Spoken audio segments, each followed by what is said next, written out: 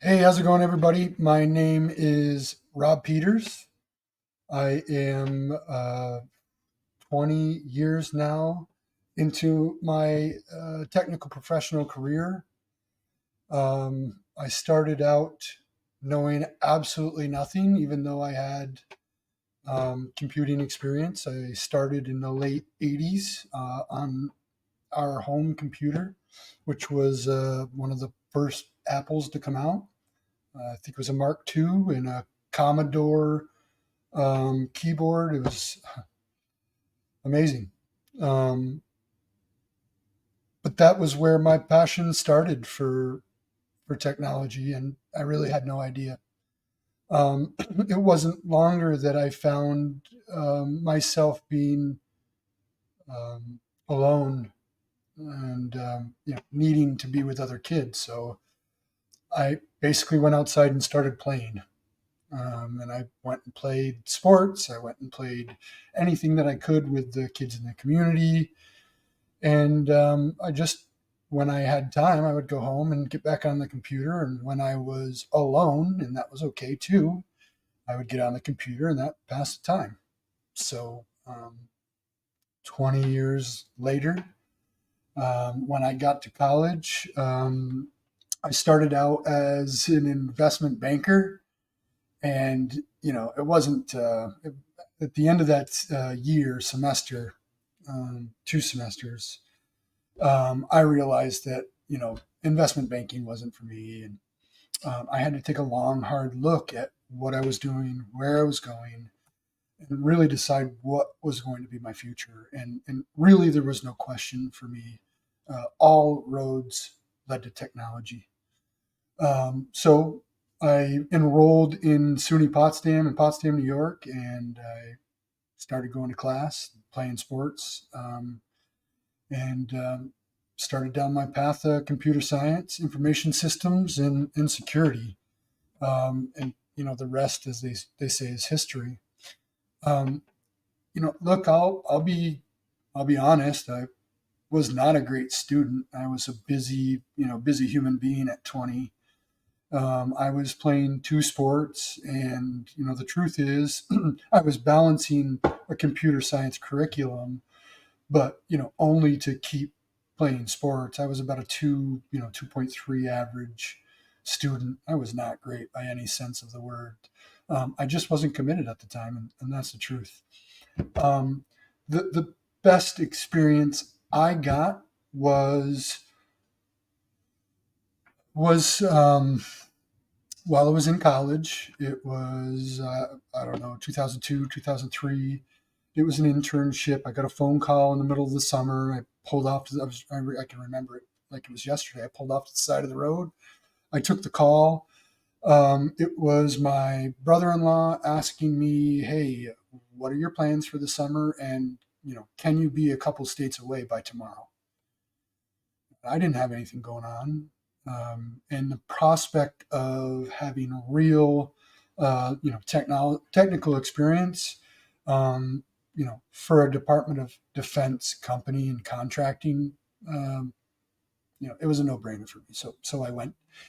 I'm not going to share. I won't share anything about what I saw there, other than um, the most important thing I learned was to know your product from start to finish, and that's where I'll leave it at. To me, that was the biggest thing I took away there, was knowing exactly what your product does, what it's supposed to do, how it's supposed to do it, and what happens when a user that doesn't know what they're doing doesn't use it appropriately, right? Typically, when we build stuff, we use it for, or we build for certain use case scenarios, and let a user come in and show us another use case scenario that we didn't plan for.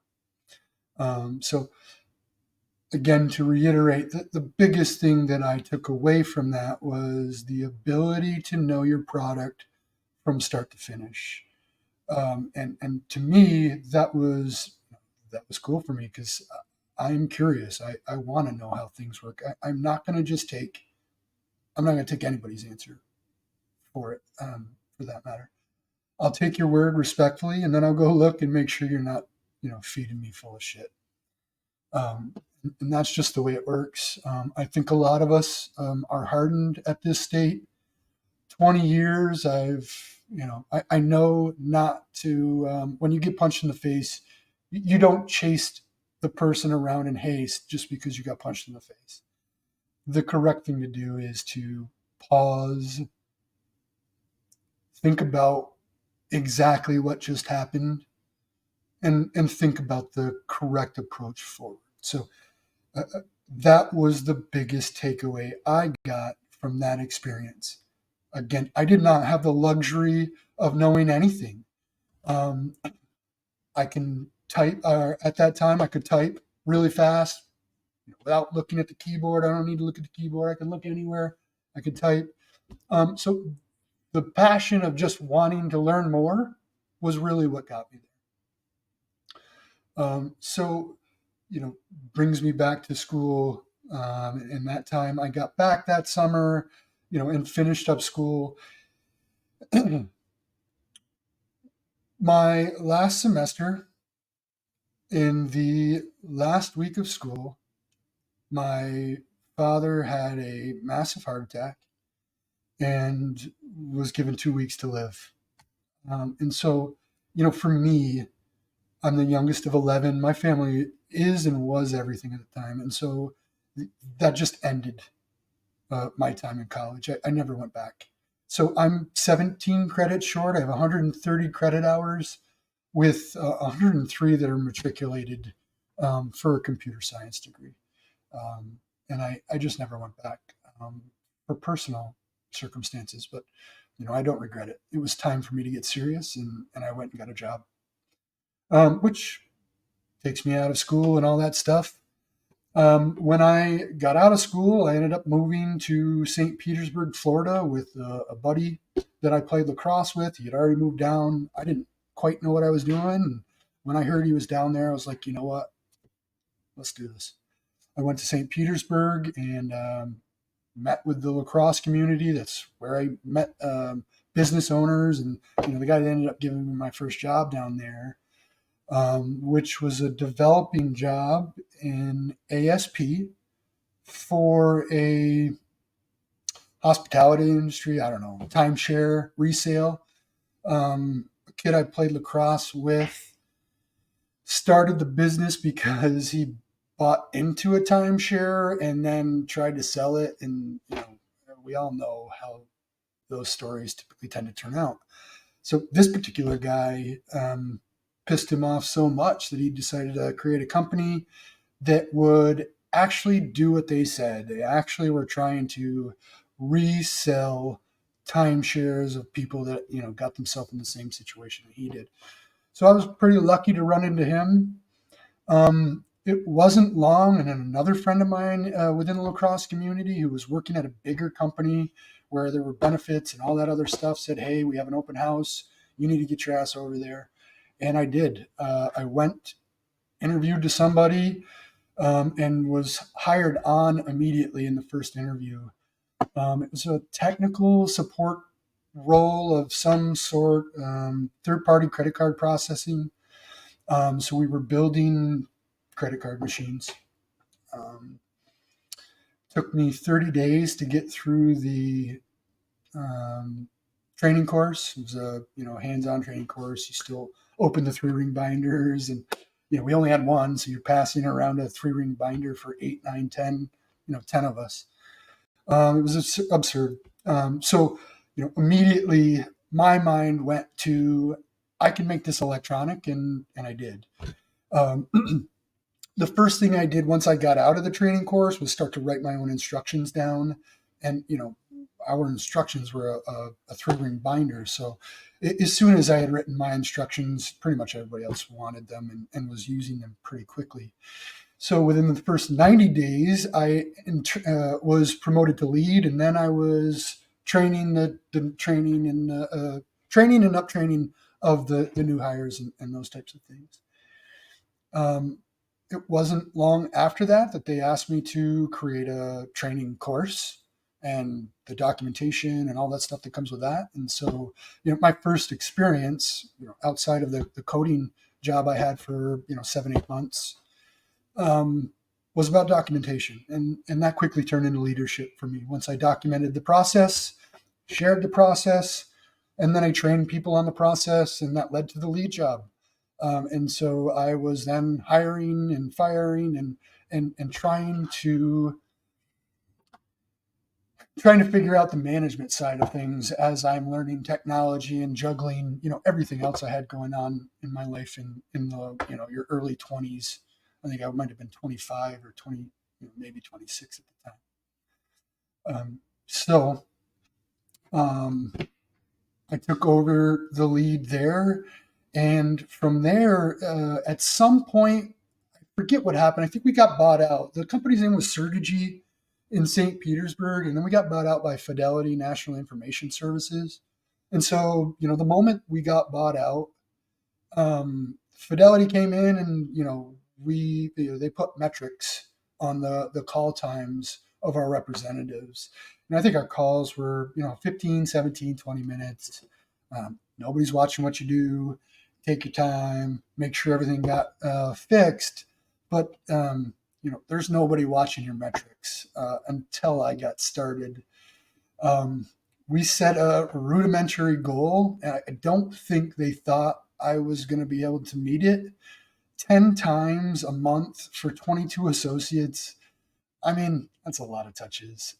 I don't think they thought I could do it, but I did it. And in doing so, I was able to bend our calls into the new metrics that we had laid on us. And so I was definitely getting attention at that point. I had already been I guess the liaison between the interdepartmental works. This group does that, this group does that, this group does this, and we were supporting all of the above. And when I got there, nobody really liked each other. It was tough. When you go there, they're like, eh. But after, over time, and you go around and you start making these connections, and you can show people that, you're serious, and, you're really trying to do what's good for everybody. I was able to earn their trust, and, well, we started getting things done, I think is the bottom line. So I was there about almost 4 years. My new wife, new girlfriend, then fiance, we were getting serious, and her job ended up relocating out of Florida to North Carolina. And I was thinking, you know what? It's going to be easier for me to get a job, anywhere on the East Coast with technology versus, her, who she was really just starting out her career. So we went to North Carolina and rolled the dice, took a gamble, moved up the coast, and I helped pursue her career for that year. In that time, I was able to find work just like we thought. I was able to find work for a company called McRae and Associates. It was an analyst position. I forget the exact term. MIS analyst, managing information systems analyst. It was for Dan's Bojangles. Gotta want to need to get a have a Bojangles. It was for Bojangles. So we were supporting, I don't remember how many locations. It was 30 some locations. And we were putting in, once a month, we were building a brand new location. So I did that probably 7 times out of the 9 months I was with them, because I had to train and learn their systems. And then I started going out into the field because everybody else didn't want to. And I was like, yeah, sure. Which is another theme of mine. I think I benefited from having the perspective of not knowing what I perceived as shit at the point. I didn't think I knew anything. And so I didn't go into any project, like I was some sort of expert. I went in,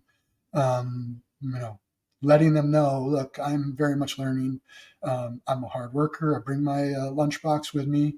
I'll be here every day, reliable, dependable, and we'll get stuff done.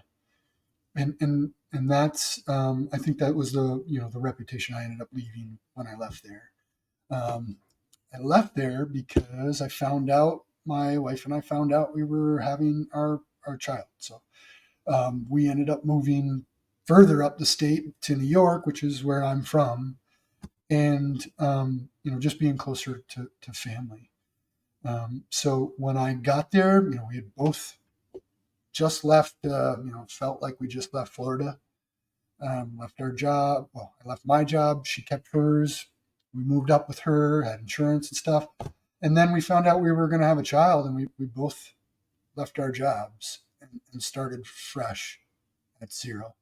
My sister was lucky enough to take us in for a little bit until we could, we just had to get up there and start finding a place. Our first apartment together was an absolute hole. Um, it is what it is. We started over again, and we didn't start in a mansion. So we were pregnant at that point, and I started. I went back to a call center and started as a level one tech because nobody knew me. And within 30 days, I was taking every phone call in the building. And it wasn't much longer where they let me work from home as well. And so, at that time, look, I just needed a job. I knew it was easier to find a job when you had a job. $8. I started out $8.50 an hour or something stupid. So we didn't have a lot of money coming in. But out of those times, those hard times, is really where I think I built my character on my back. So what happened? While I was working in the call center, I kept looking for jobs. I went to a recruiter. The recruiter asked me some initial questions, and apparently I didn't do too good because he sent me home. And he was like, "Hey, if you're a developer and you're a programmer, um, you know, where's your portfolio?" And at the time, I had a website. It just wasn't geared towards the stuff I was doing. And so I said, you know what? I appreciate the information. Give me a few minutes and I'll get back to you. So what I did was I went home and I updated my website to look like a portfolio. And then I called the guy back and said, hey, um, I know I didn't have it, an hour or two ago when I saw you, but can most people put a website together for you and update it in a couple hours? I said, I want you to take a look at my website. Tell me what you think. He looked at it, called me right back, and said, hey, I need you to come back in. We got to talk to you. And we did. And there was this opportunity. At the time, I didn't know what the details were, but there was an opportunity out of Massachusetts for a healthcare application that was, it was a microbiology lab application that was used in hospitals. Okay, great. Sounds good. What do you want me to do? They wanted me to technical write. So I was brought in to document the development life cycle and how they were doing their job. And so, I don't know, first 30 days, I was sitting with 7, 8, there were 9 of us in the, small little boiler room. Hey, what are you doing today? Okay, great. Where are you getting where are these requests coming from? How are you getting your work? Where does it go when you're done? Et cetera, et cetera. And, I went around to everybody in the room and, once I was done, it was clear we didn't have a technical approach. And so what I did was literally wrote out on paper what our next steps were. I drew it out. I showed everybody.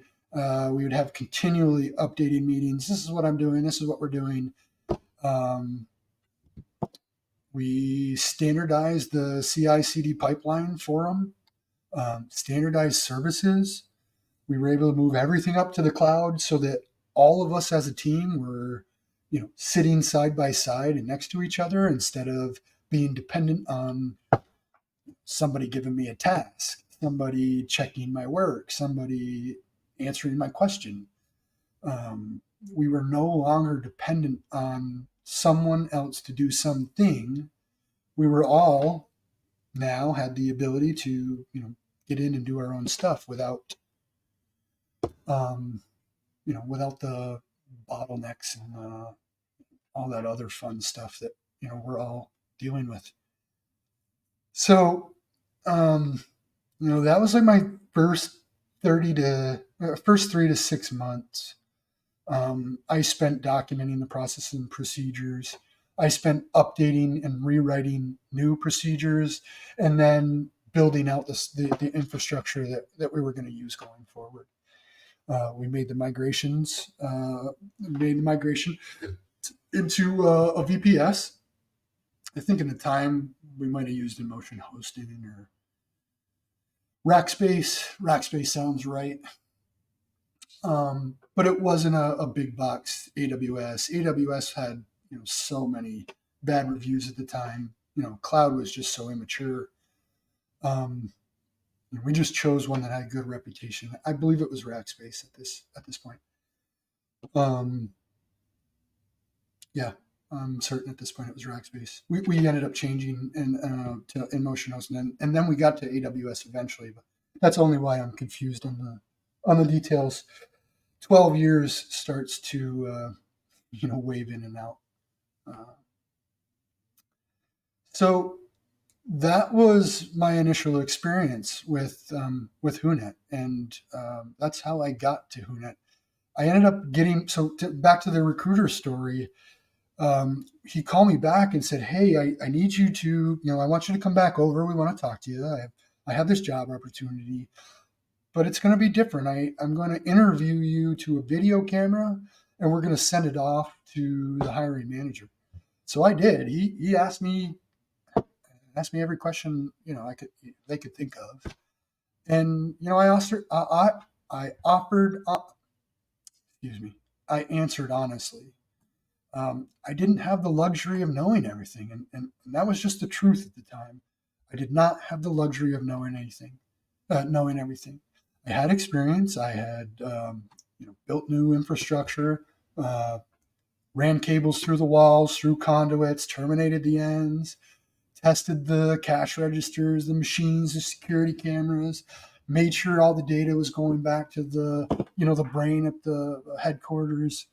Made sure we were able to get in and out, made sure that the drive-through monitors were working, bump bars, everything that has to do and everything that goes into the restaurant technology-wise, we're responsible for, supporting. Um, so I got a pretty good crash course right there. The mystique was starting to wear off, I'll say. Up until then, some of my first experiences were really horrible. Guys who just steamrolled me, trying to tell me, "Oh well, no, you don't know what you're talking about. What we're doing is different. It's not the same. We're using different technology." Just trying to run me around in circles, and that's typically because I didn't know what I was talking about. And it wasn't long after that I was like, you know what, this is not happening anymore. I'm not going to let people run me around in circles just because I didn't know what I was talking about. So what I did was I ended up writing, it's called a mind map, but I ended up putting my thoughts out into a map, which I'm going to show you eventually. It won't be this episode, but it'll be well, it will probably be the next episode because I use it for everything that I do, from sysadmin to DevOps. So again, this was a very important tool to me, and it goes back to my school days when I learned from the Department of Defense, knowing your product inside out. I had taken that every step of the way, documenting, learning the product, learning it inside and out, and becoming that go-to dependable person where everybody in the room had a question, they were looking to me for an answer. And that's always been the case. It's just always been the case. And I think it's only because of the nature of what I do. I don't have the confidence to just walk in and spit fire and free flow. So I document, write it down, and that burns it into my brain. I can remember my wife telling me one time that in my sleep, I was giving support commands. Press F2 and F4 at the same time. Okay, now press, and I would continue down my own checklists in my own sleep. So you could tell um, you know, how committed I was to learning a process and being that person to be dependent on. A little bit of a side note, or a little bit of a roundabout, but that gets me to this job where I'm at today. I've been with them for 12 years. 12 years. But what do we do in 12 years? After I finished the documentation and set up the infrastructure, the CI/CD pipeline, that was when the work began. Because what we had was a desktop application that was built in Visual Basic, and I think we were in maybe 5 at the time. By the time we retired, it was VB6. So maybe it was. I don't remember exactly the evolution of it, but we went from VB6 into VB.NET. I mean, anybody who's ever migrated a tool, there was a migration wizard, but that didn't work perfectly. It brought most of the stuff in, and then we had to comment the shit out of the code to get it to compile. And then we had to go back and figure out, one comment by comment by comment, what happens when we uncomment, right? So that's where my testing skills came in. I started testing just through this process. So I became the go-to tester. I knew the product. I knew what the external customers were saying and what they needed. And so therefore I was the person to turn and say, hey, let's turn these customer requirements into to-dos and action. And then, oh, by the way, let's make sure we're getting this stuff done in a timely manner. And there's all tools and stuff for that. It's not like I was doing everything. What we specifically changed there was the guy that hired me specifically was doing the whole management thing where everybody who's coding sends it to him, and he was merging everything by hand. And my automatic system is just going to run circles around a human being 365 days a year. It's just that simple. So, long story short, that's 30 minutes to get here. But basically my job and, my skills from there,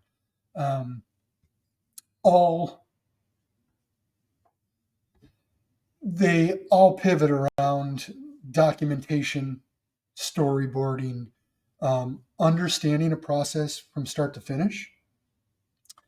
And, the leadership came, I think, from my athleticism, my time in sports.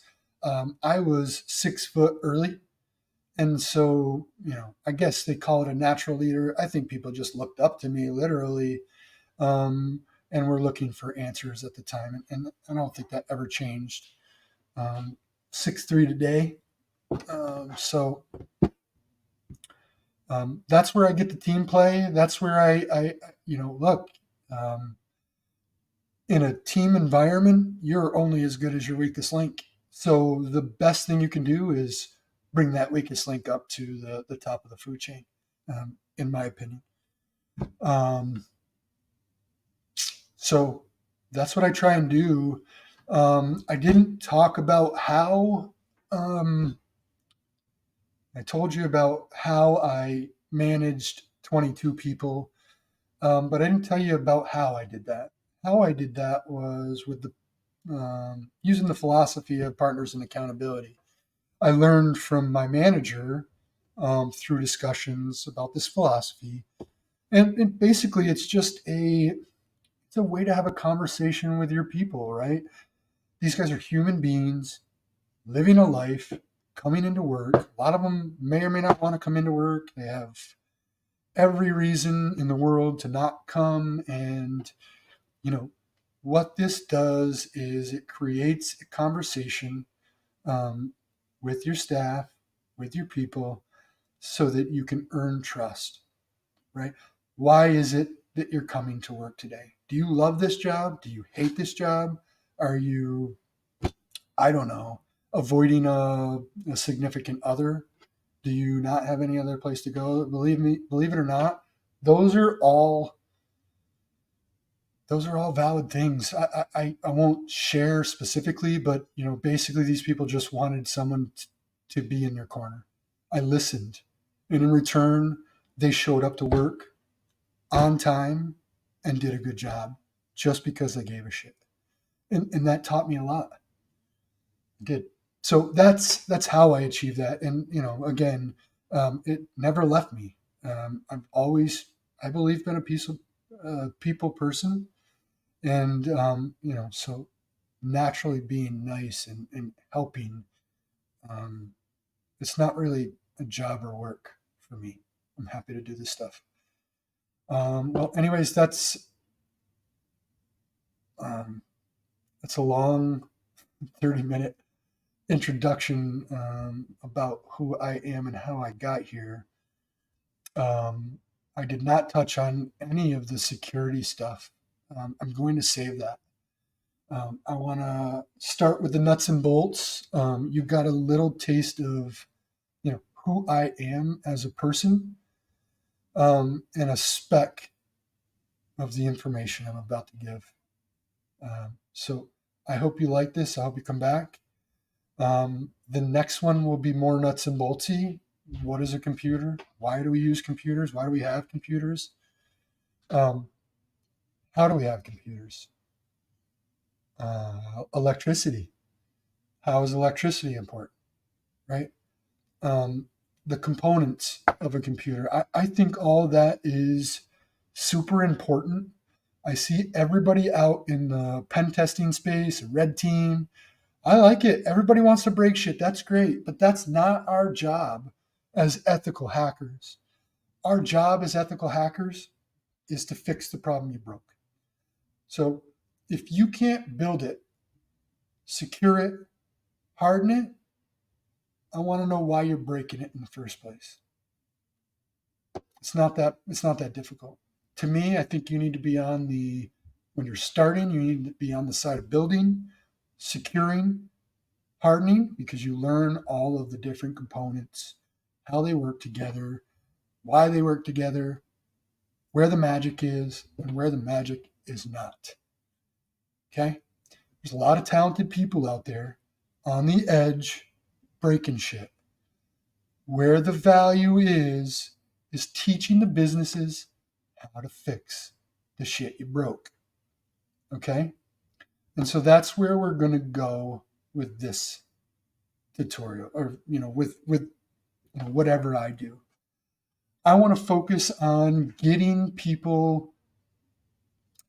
I'm going to use this as an example. When I first got on and tried Try Hack Me, I don't remember what year it was, 1920 maybe, 2019 or 2020. I don't remember when I first got on. But I paid for the full year subscription. I got on, and like a hurricane, bat out of hell, I walloped the pre-security course. It was 40 hours of materials, 248 questions. I did it in a few hours. I mean, that takes some people weeks, months.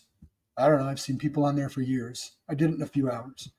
So that really gave me a pause. It made me hesitate. I was already in the 90th percentile, and I completed one course. What it did open my eyes was, damn, if it's just the fundamentals of Windows and Linux, then I can really help people get to the 90th percentile. If you're comfortable learning Windows and Linux, the rest of the stuff is going to be that much easier to take in. And again, combine that with knowing what a computer is and what the components are, how they interact and why they interact, you start to become dangerous quickly.